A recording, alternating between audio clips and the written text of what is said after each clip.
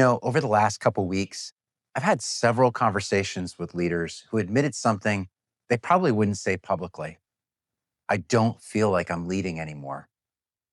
Not because they're not capable, not because they don't care, but because the ground keeps shifting under their feet. And I think a lot more leaders feel that than want to admit it. And honestly, I felt versions of it myself.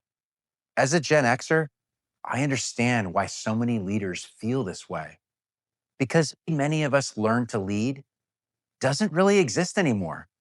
When I was coming up in leadership, if there was tension with a team member, if something seemed off, or if trust needed to be rebuilt, you didn't schedule a Zoom. You didn't send a text or a Slack message. You didn't just sit there trying to write the perfect email. You walked over to their desk and said, "Hey, are you free for lunch at 12? Come grab a coffee. Let's take a quick walk." That was leadership. Not all of it, but a lot of it. And that's how trust got built. That's how you caught problems early. That's how you read tone, energy, hesitation, frustration before it turned into distance. Today, a lot of that signal is gone. The best people may be in different cities. Your managers may be hybrid. Your rising talent may be fully remote. You can't just walk over there anymore. You have to build trust without proximity. And that is a completely different leadership skill. That shift from proximity to distance is reshaping leadership in ways we don't talk about enough. Hi, I'm Steve Yapsuga, and this is the Clarity Advantage. Here's the truth. I think a lot of leaders are feeling right now. There's a fog settling over leadership, not incompetence, not weakness, overload. Too many inputs, too many dashboards, too many decisions, too many fires, less signal, fewer real conversations, more leadership happening through screens. And leaders are carrying more invisible weight than ever before. They're being asked to stay clear, calm, available, and decisive while operating with less signal than ever before. That's the fog. Gen X is increasingly being looked at to lead through this moment because we remember how leadership worked before everything became fragmented, hybrid, and accelerated. But the fog is real. We're leading in a world that no longer rewards many of the instincts that we were trained on. And that's where a lot of the disconnect starts. In the middle, the layer Gen X often occupies is carrying a huge amount of emotional weight of the organization. We're translating strategy downward and chaos upward. We're the shock absorbers. We're the stabilizers. We're the ones trying to hold teams together while expectations rise, communication fragments, and change keeps speeding up.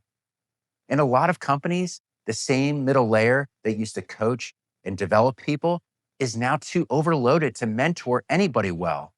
In many cases, the very people who should be developing the next layer are spending all the time absorbing pressure instead. That matters because when the middle layer gets weaker, trust gets weaker, mentorship gets weaker, clarity gets weaker. And when leaders start wondering why they're doing everything right, but still losing traction, a lot of the time, it's not just you. It's the environment you're trying to lead through. Careers are moving faster than ever. Expectations are higher than ever. And the workforce is carrying more uncertainty, more skepticism, and more emotional fatigue than most leaders were ever trained to manage. Many of us came up in work environments that were more stable, more in person, and easier to read. You could feel the room. You could sense the tension. You could see when someone needed support. And now we're leading in a world where instability shows up faster and spreads further. And here's the real point. Speed is not the enemy. Speed just exposes what was already fragile. It exposes weak communication. It exposes unclear managers. It exposes shallow trust. It exposes leadership habits that only worked when people were physically together. That's why so many leaders feel like they're constantly behind, not because they're failing, but because the environment is revealing cracks faster than before. So, what do leaders actually need to do right now? First, steadiness. Your team does not need perfection. They need steadiness, especially when they do not see you in person every day. Second, clarity over certainty. A lot of Gen X leaders were trained to think leadership meant having all the answers. Today, leadership is more about direction than perfection. People do not need you to know everything. They need you to know where you're going, what matters, and how you're thinking. Third, intentional connection. We cannot rely on hallway conversations anymore.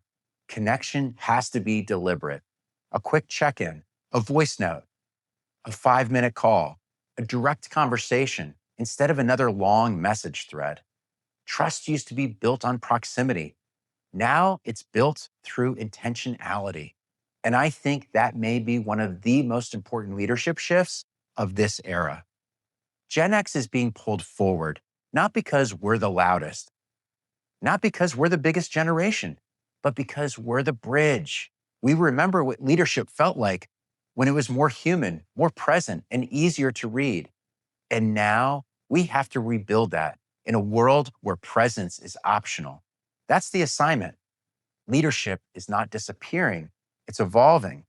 And leaders who matter most in the next decade will not just be the ones who move the fastest, they'll be the ones who stay the most human while everything else speeds up. If this episode resonates with you, let me know in the comments. What's the hardest to build in today's work environment for you? Trust, clarity, or connection? And why? And if you're following these conversations around leadership, workforce transformation, and the future of work, subscribe to the Clarity Advantage. Thanks for watching, and we'll see you on the next show.